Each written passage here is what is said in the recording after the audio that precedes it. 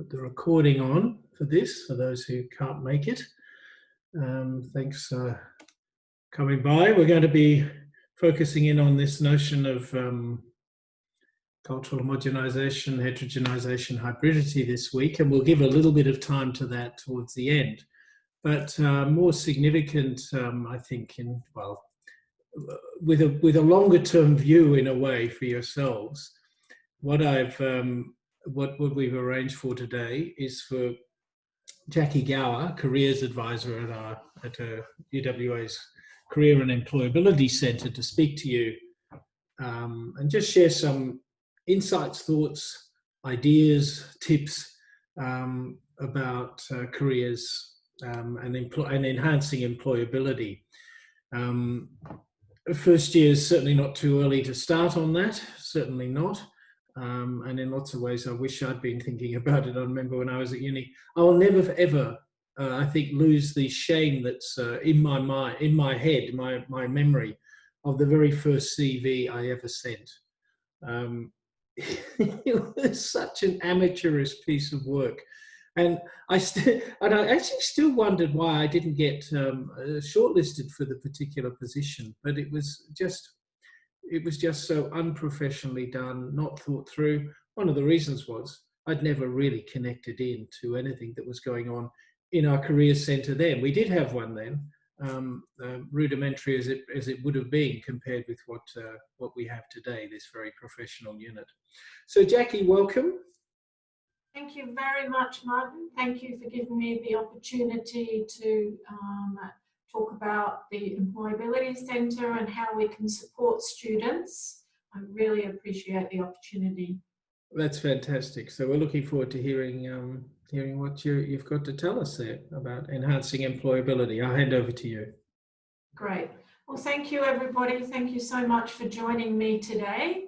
What I'm going to talk to you about is your employability. And often we find at the Career Centre that students may not consider their employability until, third year, thinking about what am I going to do? Am I going to get a job? Am I going to go on to postgraduate study? What's going to happen? So what we have developed is an Employability Award. So I'm going to talk to you about the content of the award, what you should consider embedding as part of your studies while you're working through your undergraduate degree, and how we can best support you to start thinking about career opportunity awareness and be involved in some experiential learning activities, which are all designed to help you to start thinking about your career pathway from first year and then working through as you complete your undergraduate degree. So if we think about employability, that may be something you've never heard of, never thought about before, but it's really the process of having the skills, having the self-awareness and the personal attributes to help you to gain employment. And what we'd like to support you with is to gain the skills for your own career development so that you're able to not just get a job initially as you graduate, but to develop the skills to enhance your employability moving forward.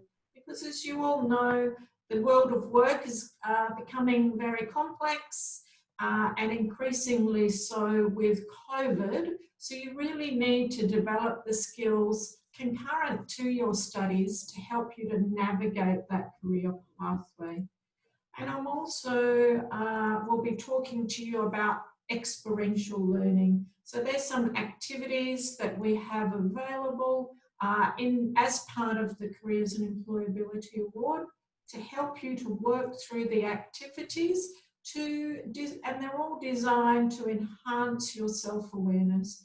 Because when we look at the model of career development, the first stage is self-awareness. So thinking about what's important for you in a career, what sort of values you have, working through some self-awareness activities to determine, what is important for you, what do you want from a pathway, because there's many opportunities and it's really reflecting on your own skills, your personality traits and how you like to work before you move through looking at the career opportunities and making the decisions about possible career pathways.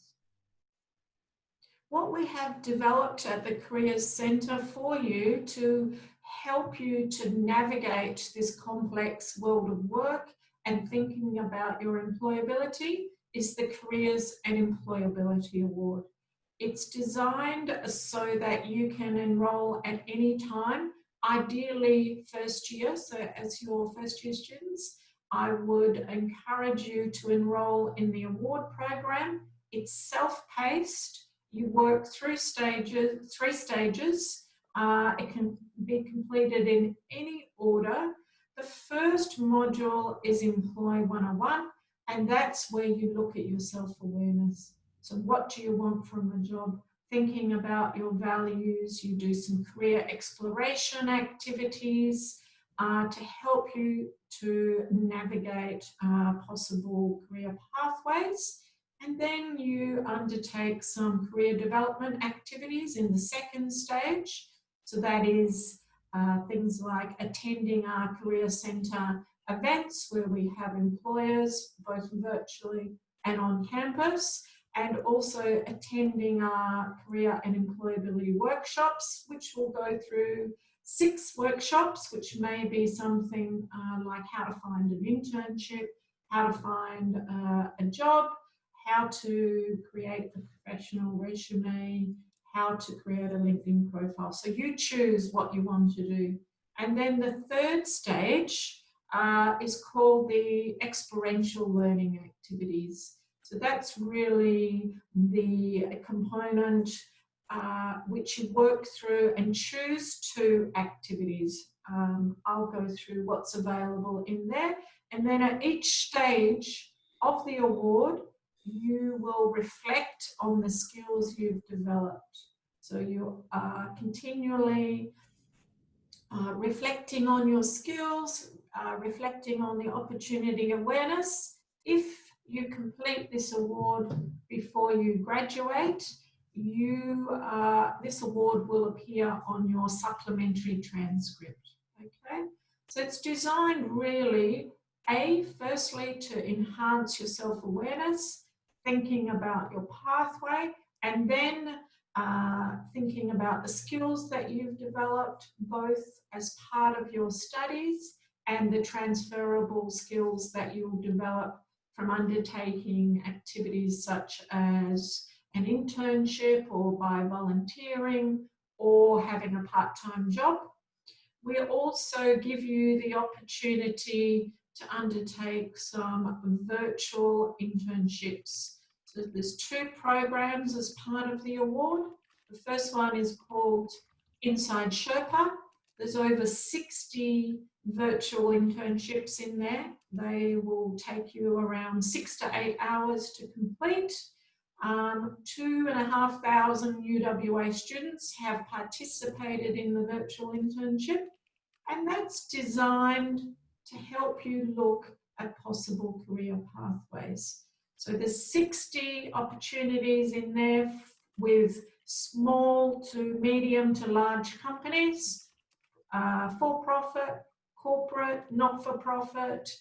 We have organisations such as the United Nations in there, L'Oreal, government, banking, finance, and a huge range of opportunities for you to explore to enhance your career, really your career decision making. So if you haven't already, I would highly encourage you to enrol in the award, really to help you to have the framework to embed employability as part of your Bachelor of Arts. So really to thinking about your skills and also the opportunities. This is just a slide showing you the opportunities that are available in stage 3. So everybody will undertake 100 hours of work experience. If you've already got a job, you can, we just need proof that you're already doing that. You'll all undertake 25 hours of volunteering, and then you choose 2 from the wide range of experiential activities. So you may like to do a LinkedIn learning activity. If you're entrepreneurial, you can choose IQ Academy. You can have a professional mentor for 6 months as part of the career mentoring program. You can undertake a leadership program. Any 2, you get to choose what activities you want to participate in. And again, all designed to help you to participate in these learning activities, to look at the skills you've developed and to look at possible employment opportunities as well.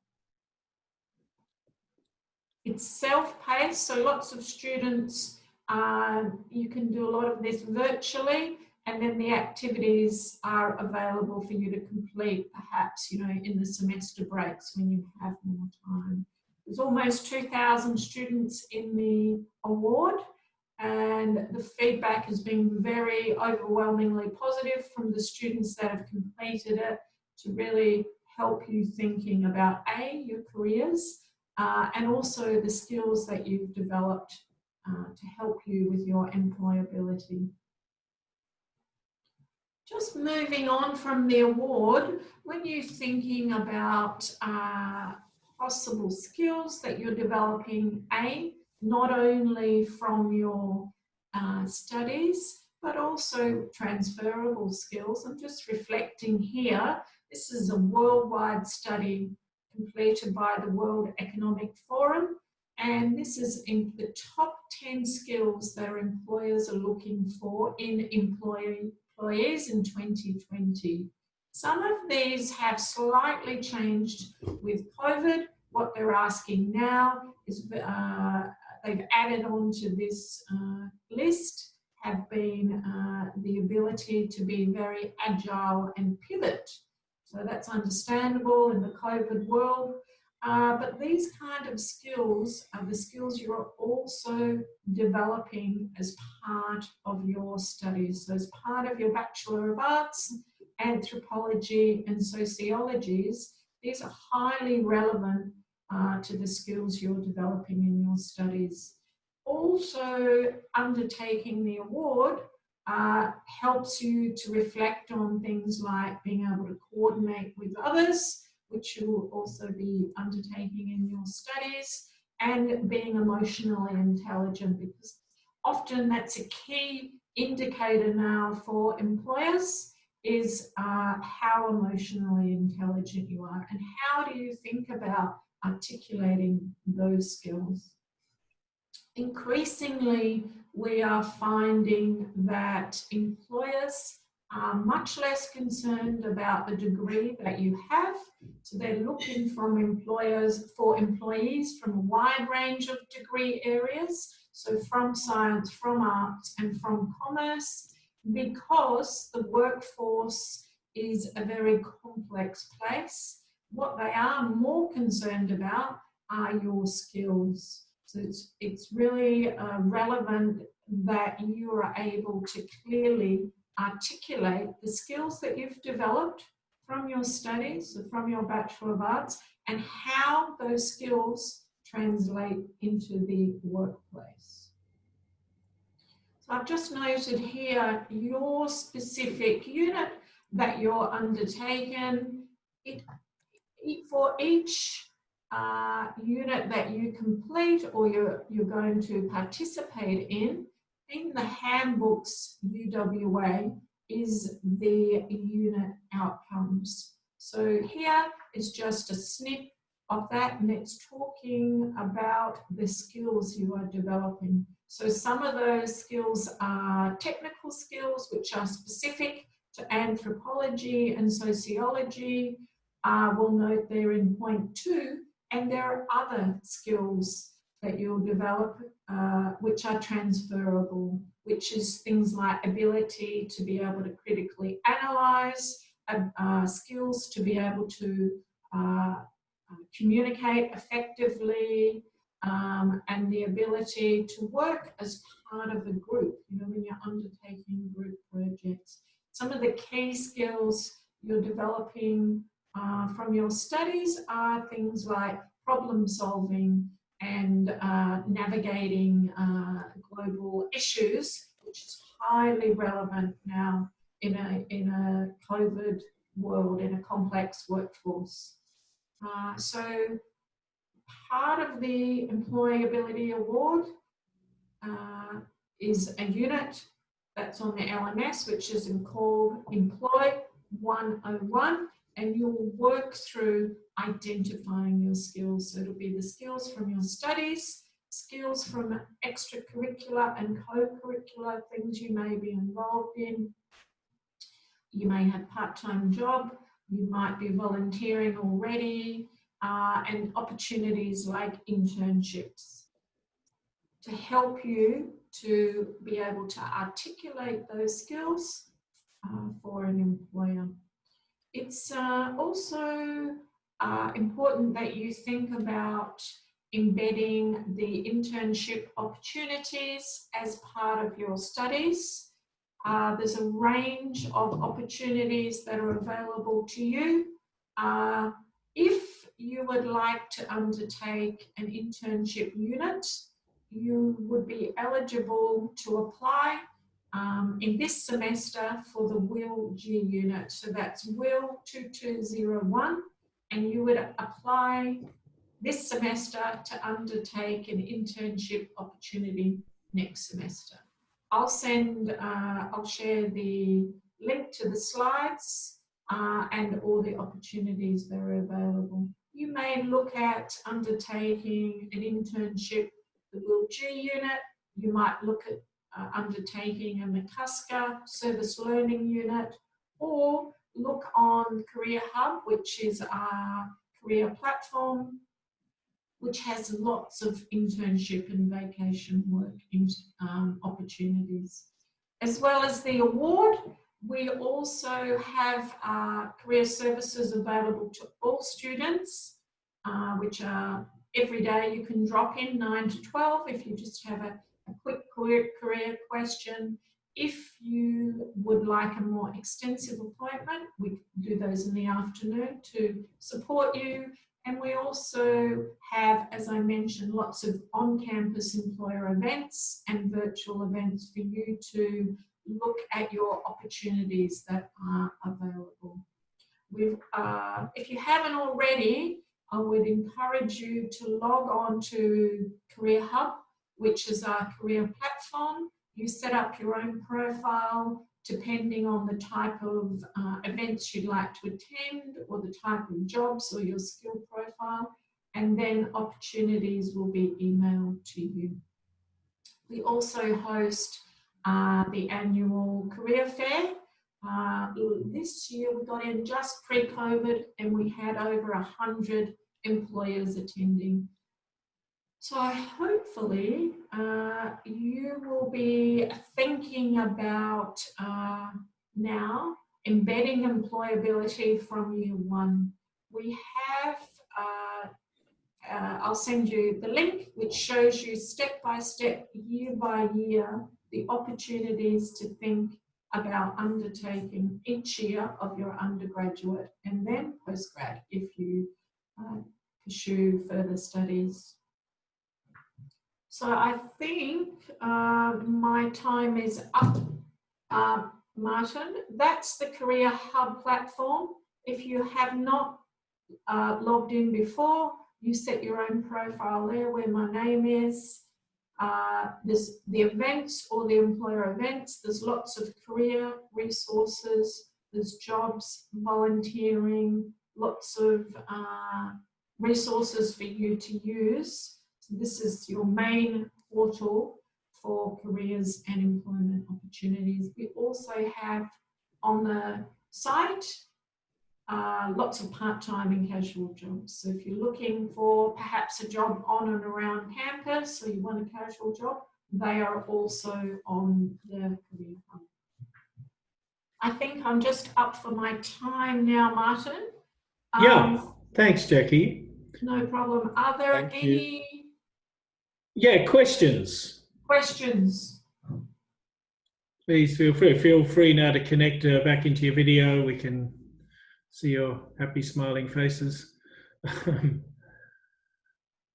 It's a time of, I can imagine, I mean, we're hearing this now, but it's a time of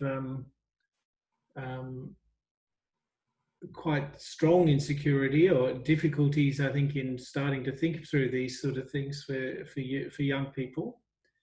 I mean, I'm not sure, Jacqui, what you're hearing there, but obviously COVID is creating increasing the levels of insecurity around this. It is, and I think that it's just, it was, you know, the world of work is changing very rapidly anyway. The COVID has just increased the rate of change, which means that for students having the skills to develop, to navigate that complex world of work and your career pathway, which are often will be what we call the career portfolio. So where you will have lots of different opportunities. The linear career pathway really is a thing of the past, and you need to develop the skills to help you with your long-term employability, to be able to navigate and pivot between different areas. Yeah. Do any of you have questions you'd like to offer to Jacqui here? Yeah, I've got one if that's okay, Martin. Hi, Jacqui. I'm Rachel. I'm from Albany. I'm in a I'm a mature age student, and I actually have quite a few of those in my classes. I've noticed the head count here, based on observation, seems to be quite a bit younger than I am. For those of us who have workplace experience, or who are maybe at university because we're changing careers, is it that this particular course, does it allow for crediting us for our previous work experience, or is it current and ongoing work experience? Absolutely, and the course is individualized and personalized to your circumstances. So we have, you know, a range of students at UWA. So if you work through the activities and you say, yes, no, I've already done that, I don't think that I need to look at my self-awareness, then you have to identify your skills. We ask you to do that, and then you move on to the next step. So it's very a personalized experience, where if you feel perhaps you already have skills in that area, then you don't have to do every step. So it's just depending on the skills that you have already. But often with previous work experience, it's being able to articulate your transferable skills. And sometimes, you know, you might need that extra support with the award to work through the skills that you have from a previous work. How are they transferable into your new sort of career future? Absolutely. Thank you very much. Any other questions there?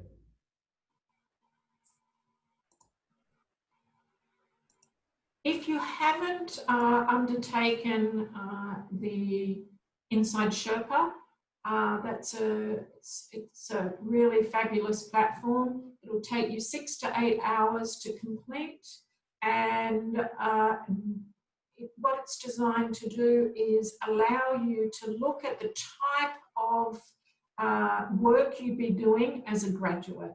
So it's designed for graduate level employment, 6 to 8 hours, and you can complete one or a number of opportunities to help you to explore different career pathways. When you've completed that, you can add that to your resume and LinkedIn profile. Right. The thing that's worth pointing out to everybody is that I think as of next year, we're going to find ourselves tailoring the Employability Award into the BA. So trying to dovetail the two more successfully than we have to this point. I think it's likely to be called the BA Advantage program that we're going to be inviting people into. So here's a chance, I suppose, to get a head start on that in a way. And of course, we will be directing this much, well, at all year levels, but we'll certainly be targeting first years next year around that. One of the things that strikes me, and this is what I was talking about with my abysmal, appalling first resume that I sent off to an employer that I think would always should be in the Hall of Shame for such things. I'm sure it does have an honourable mention somewhere in that. That it's actually about articulating the skills, recognizing some of the things that are there. So I've just shared a screen, something I'm going to share with the third year class later today, because I'm trying to, I teach the ethnography unit, which is the capstone unit for our group, for our discipline. And so here's just some quick things just to look at there. Know your skill set, how to sell it. And the BA would, particularly want to emphasize communication skills, critical reading, thinking skills, analytical skills, research skills. The thing that I think we've got to get better at, and I was thinking about that, Jacqui, as you were sharing, are the skills that we're identifying. We're still very much focused around a kind of literacy set of skills or an ability to share ideas and so on. It's very individualized skill set. When in fact, of course, some of the most important soft skills being or soft skills so-called, but they're actually quite hard. Things like team working skills, the analytical reasoning, complex problem solving, agility and adaptability, ethical judgment and decision making. I wonder if an exercise that we did last week, that debate, that we had in class, so the discussion, that engaged discussion that we had, if you were to look back at that and how you actually contributed there, performed in there might be another, but I think it's much more helpful to think about it in terms of contributing in spaces like that. I wonder if you're able to identify the ways in which actually every one of those skills that's being called on there was actually being called out of you.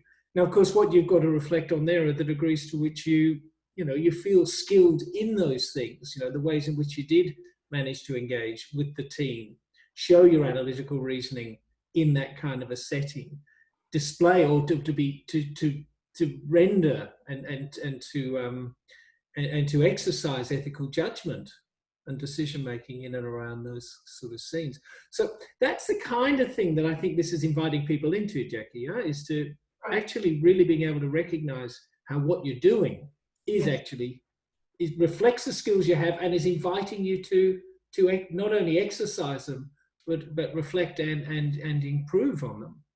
Absolutely. And in terms of soft skills, I think we are trying to move away from it being known as soft skills, because they're really essential skills, and they're essential to be able to drive your career. So you'll have your technical skills, which are course specific, and then a range of essential skills. And the key with those essential skills is that they are human skills. So as the workforce becomes increasingly mechanized with machine learning and AI, these are the skills that are uniquely human. So it's determined, a most recent report from Access Economics, so Deloitte's Access Economics, that in Australia between now and 2030 is an increase in the essential skills by 60%. So they are the human skills, like what you're talking about there, intercultural competency, self-management, communication skills, and showing initiative. So being able to identify your skills, clearly articulate it for employment, will really enhance your employability. That's key. What skills have you got, and how are they transferable into the workplace?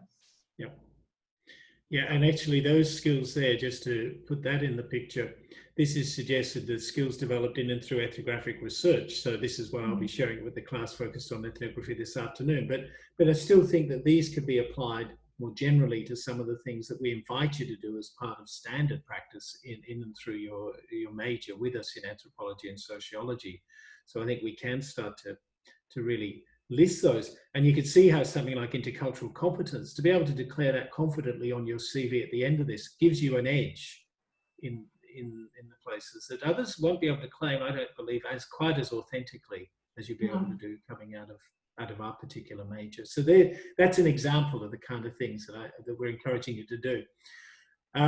Folks, just at a time when we've been reflecting on culture, structure and agency, I think it's worth thinking about the structured agency that's involved in signing up for a program that actually encourages you to keep to a program so that by the end of it, you exit with a much stronger sense, not only of yourself, but you actually come out of it with a much stronger CV and a way and a narrative about yourself and what you've been doing. And I think that's a really important part of what I think you should be aiming to do through all of this. Last chance. Any questions? Any further questions anybody would like to ask here? Yes, I was just wondering where your office is. Oh, sorry. We are based on the ground floor of Student Central, and we're open every day. 9 to 12 is just drop-ins, and then if you would like a longer appointment, then that will be in the afternoon. But every week we host career workshops as well, and they're all on Career Hub via Zoom, so that they will all be listed there. Just got one last slide to show you. Can I share, Martin? Oh, I've stopped you from sharing. I'm like that sometimes. Yeah. Hang on, sorry about that. Yeah, you should be able to. I can see your slide there now. Okay. Yeah. So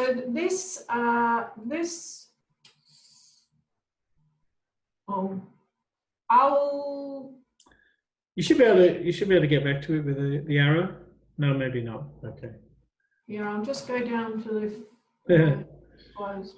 It's a report from Deloitte's Access Economics for anybody that wants any further reading. And it's the value of humanities degree and the kind of skills that you're going to develop, which are highly valued by employers. So I would encourage you, if you're interested, to have a look at that report. I'll share the slides with Martin and the link to the Careers Award and Career Hub.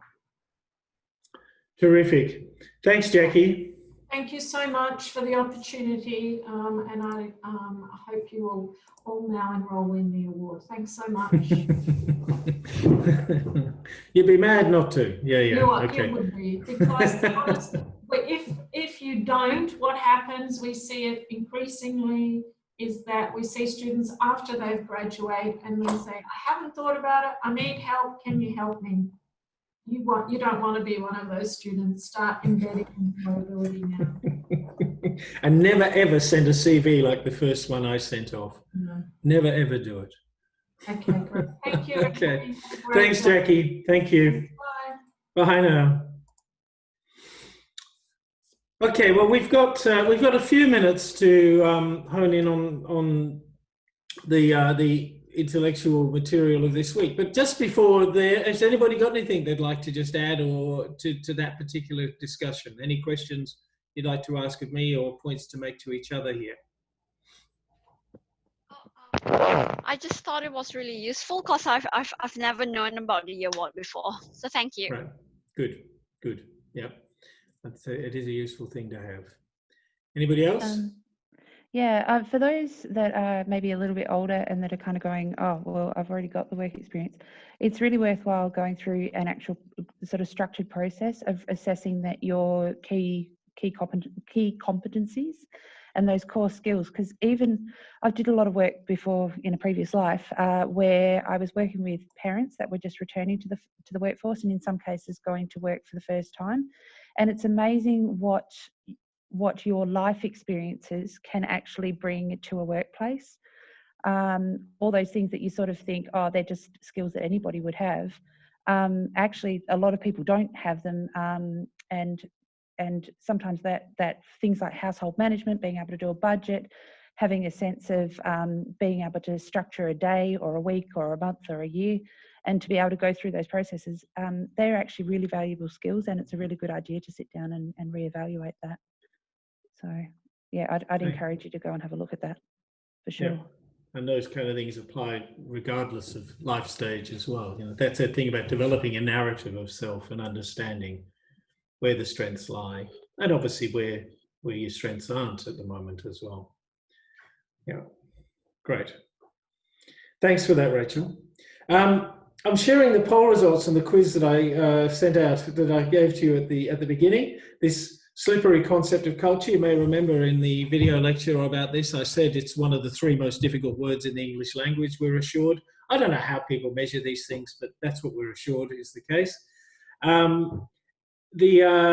The responses are kind of interesting there to have a look at. As you can see, E is the most popular, A is the next most popular, and the others didn't really draw much of a response. D did draw, so people did recognize symbolic systems come up. The answer I would say that is most correct there is E, but I can see why you go for A, because that's such a standard anthropological way of constructing the culture concept. Learned socially acquired traditions and lifestyles. But you can also find many an anthropologist describing it as his symbolic systems and through all of these other aspects. And the objects and artifacts produced within a particular social setting actually are counted or often considered, well, there's certainly the cultural artifacts and products. So they're seen as being part of the ways in which we understand culture and how it is. And of course, just keep reminding yourself here that these definitions or these ideas are mere tools of thought. They're trying to help us understand the world in some way or another.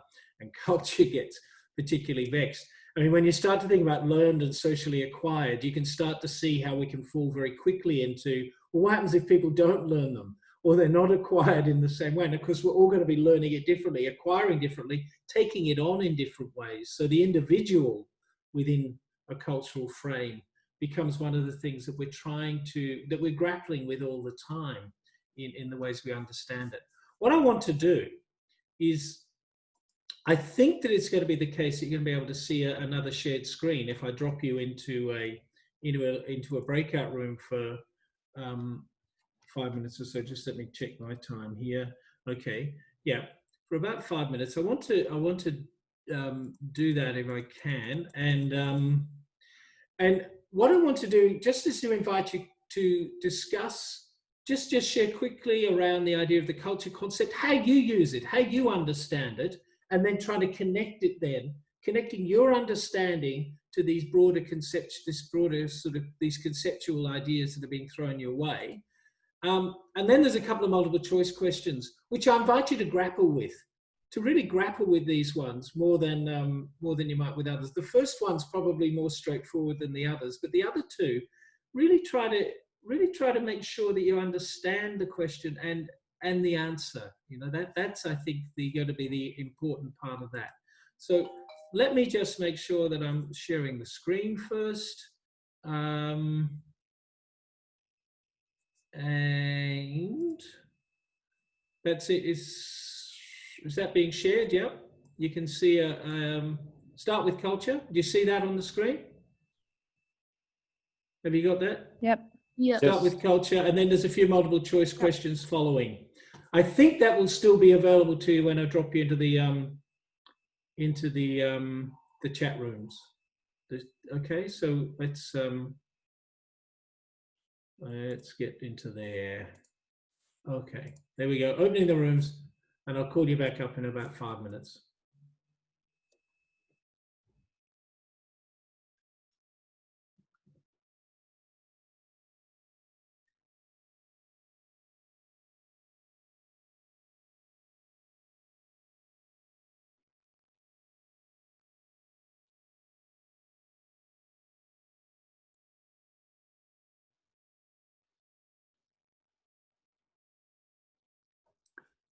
Okay.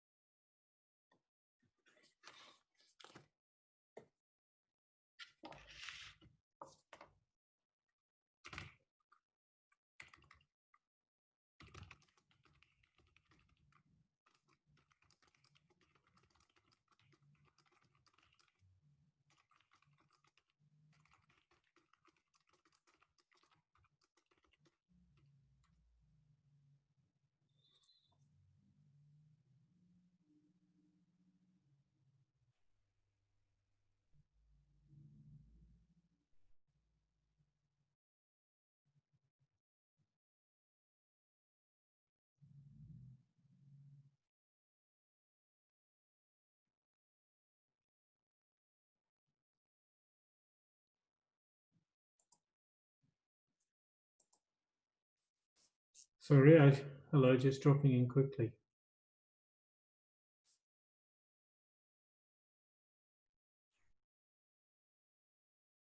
Hello? Sorry about that. I just dropped in quickly because I noticed there's only 2 of you in there. Yeah, and also I couldn't see the document. You can't see it.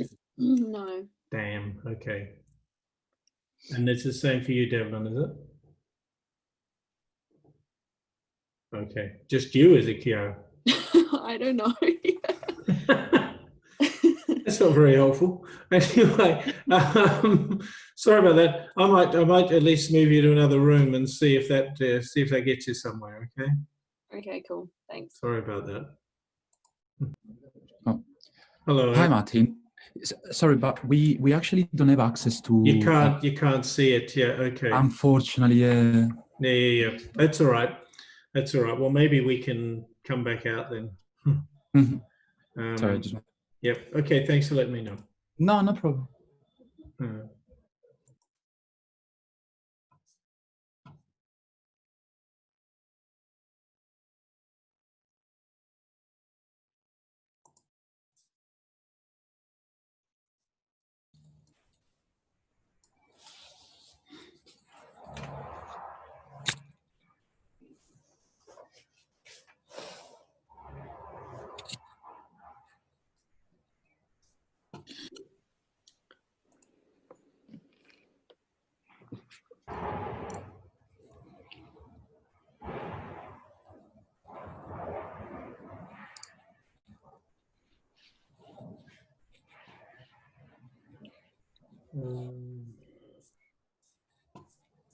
So apologies. Apparently you couldn't see the thing in there. It's really strange because if I allowed you to share it, you would be able to share the screens with each other. But obviously the technology hasn't quite got us there. So I'm still trying to crack this one about when I send people into the big rooms. How do I actually get complex info there? Somebody. Sophie, were you waving your hand trying to? You said you wanted to make a point. Oh, no, sorry. No, that's all right. My bad. Yeah. Okay. So I remember I used to, when I was doing my PhD research, I used to close my interviews with teachers. I did a study of a government high school going through incredible kinds of change.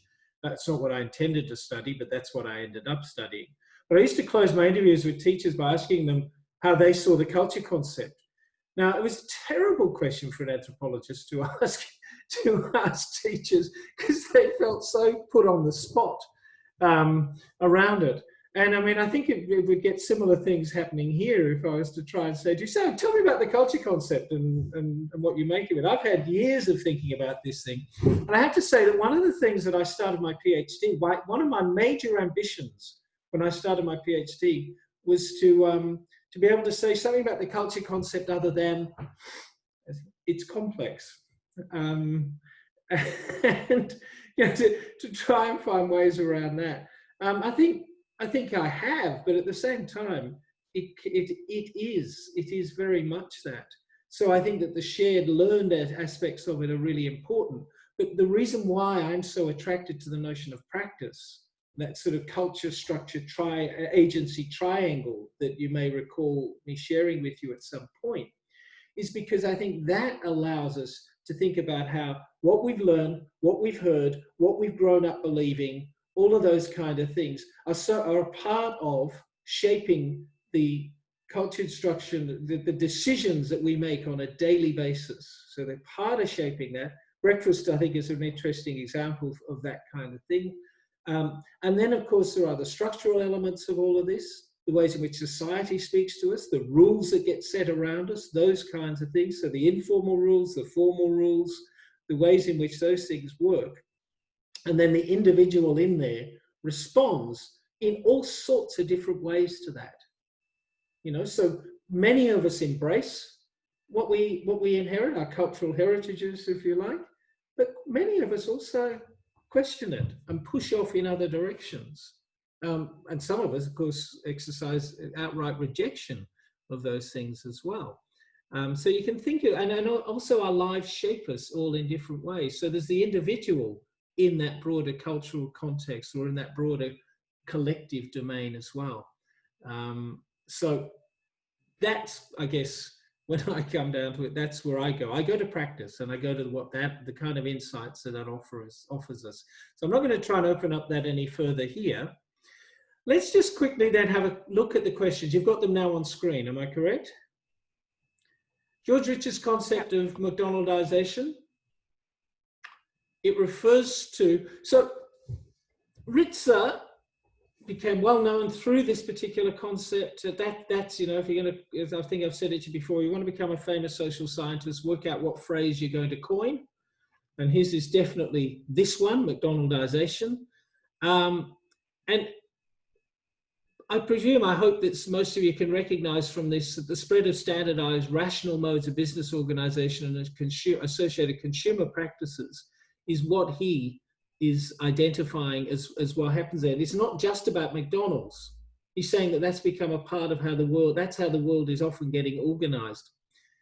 It's a homogenizing argument, but as you've also been reading him, I presume you've been reading him this week, commenting on the fact that, well, we don't believe it's complete homogenization. And what we're trying to work out, and that's something of what we'll discuss in the tutorials this week, are the degrees to which that's happening. And you're all going to see this a bit differently. You're going to be coming at this from different angles.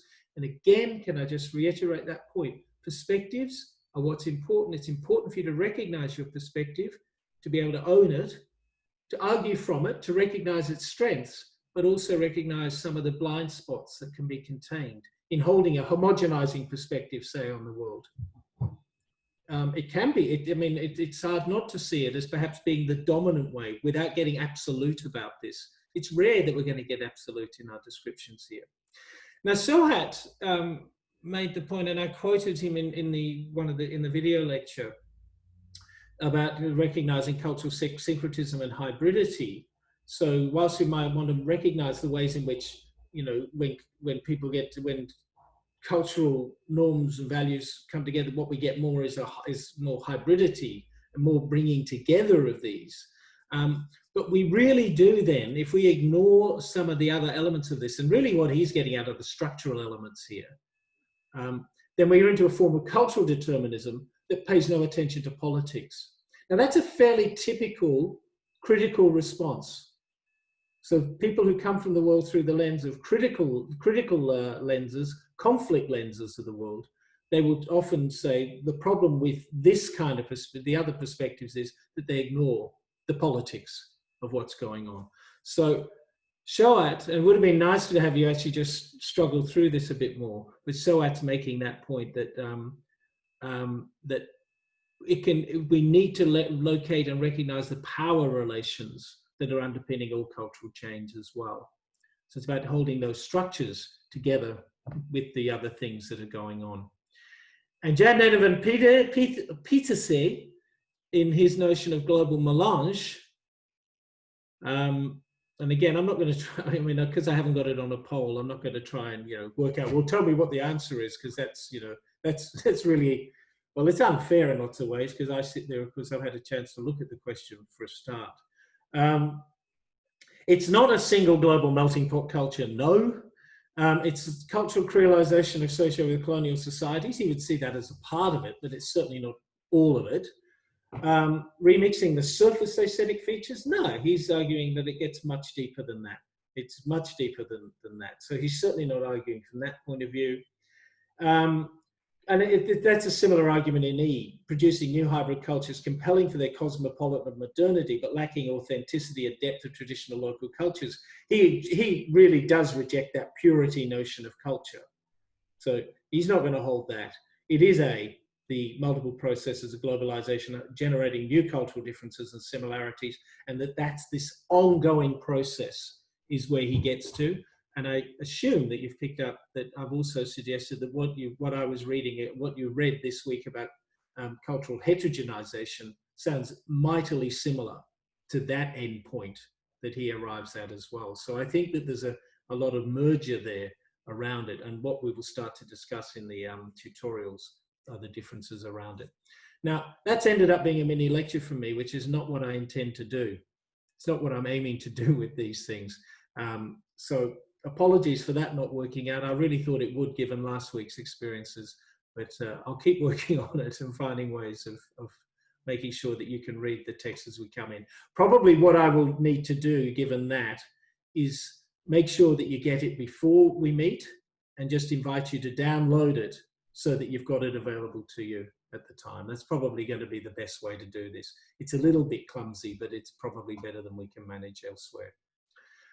Okay, folks. Well, look, I hope that was useful for you to get some sense of what's happening there, of possibilities now, of opening up possibilities, and to be able to answer the drunken uncle question that I spoke about earlier. What are you going to do with your BA? That kind of thing. Finding that narrative, I think, is really vital, and starting to find our narrative, trying to find our conceptual legs around this very difficult conceptual area. Is the other orientation I wanted to get to. That's more than enough from me. Any questions? Any points anybody'd like to raise there? I'll just have a look at the chat. What was the answer to the number 3 again? Number 3 is A. Yep. What about number 1? The spread of standardized, so B. Yeah, standardized, rationalized mode of business organization. He was really he took it from the McDonald's. He does not make claims beyond the organizational elements of society, formal organizational elements. And 2? Yeah, and 2. Sorry. So that's D. Locating, recognizing the power relations underpinning all cultural change. If we ignore that, according to Soad, and I do concur with that view very much, we can run the risk of making these things inevitable. Change is inevitable. And of course, people are making choices and decisions around this. And things can be being forced on people that make it difficult. So that the example there of the stolen generations in Australia's historical frame, the removal of children from Aboriginal families, the systematic destruction of Aboriginal family life that's so much a part of Australia's history. That was a significant part of it, especially obviously for Indigenous people. Is an example where if you start to say it's inevitable, it was done by well-meaning people, those kind of things, it is to ignore much more significant issues at play in all of that. Anything else? Anybody else would like to raise here?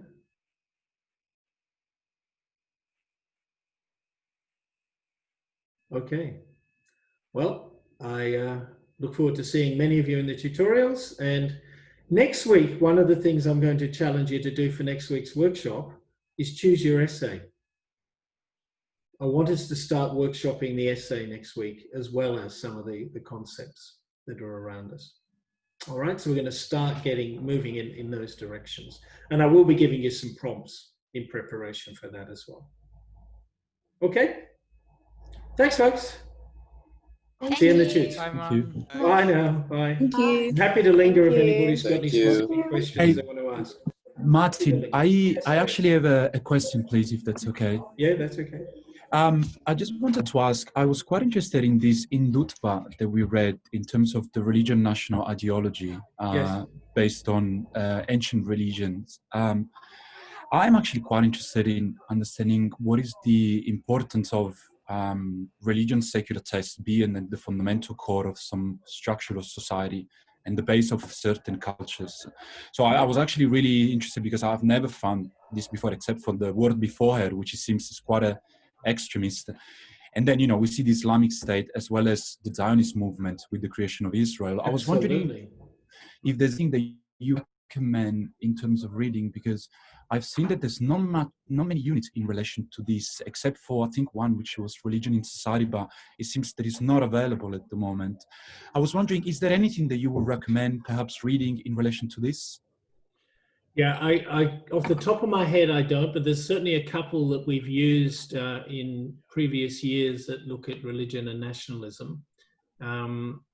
So keep pressing me on it, Aris. Send me an email and I will try and locate some things there. And maybe we can even find ways of sharing it for those who share your interest. Beautiful. Around that. But certainly if you start to look around, I mean, there would be a lot of Indian scholarship around Hindutva and the ways in which the state is incorporating that into its electoral platforms in many ways, and a neoliberal state at that. There's some of the fascinating elements of what the Hindutva movement has been showing, linked with Mori and linked with the Prime Minister, President and President. Yeah. Anyway, all that's going on there. Yeah. Yeah, because it always seems to be quite extreme.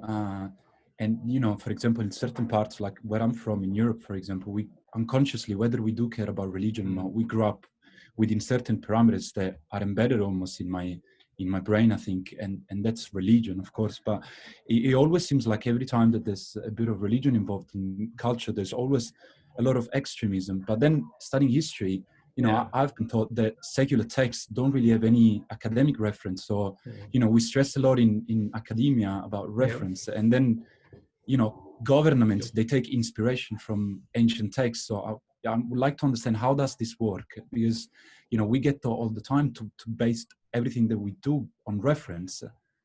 But then, for example, you have the Zionist state that based their own ideology on a text, as the Old Testament, that doesn't really have any reference, but then there seems to be supported by other countries as well. So, I mean, is there any debate on why this is happening? Well, of course there will be, Aris. It's not my area. It's not an area I've looked at in any kind of depth. But yes, that definitely will be. And I mean, even just mining the Chatterjee article that was, linked in there as a suggested one could get you to some of the things there. Yeah. Okay. No, but is there a chance that maybe this could be developed into an essay as well? Maybe would you be available to in relation to culture? Yeah, there is an essay I think about religion in there. Have another look. I'm pretty sure there's one in there. I can't remember them all off the top of my head, but I was very keen. I'm always keen to do that. Because one of the things I always say to both religious people and atheists, really militant atheists, beware of those questions, because they can be very difficult because often people's belief values belief systems can make it difficult to see it through a social science lens. But no, there's certainly an ability. There's certainly ways to do that and connect through that essay and to do the learning that will bring. Yeah. Okay, no problem. Thanks, Martin. Thanks, Aris. Yep. See you tomorrow. Look forward to that. Bye-bye. Was there anything else? No, great. I just hung around to hear the conversation. Thanks. Thanks for the great question. Good. Thanks, Martin. Okay, great. See you guys. See you. Yeah.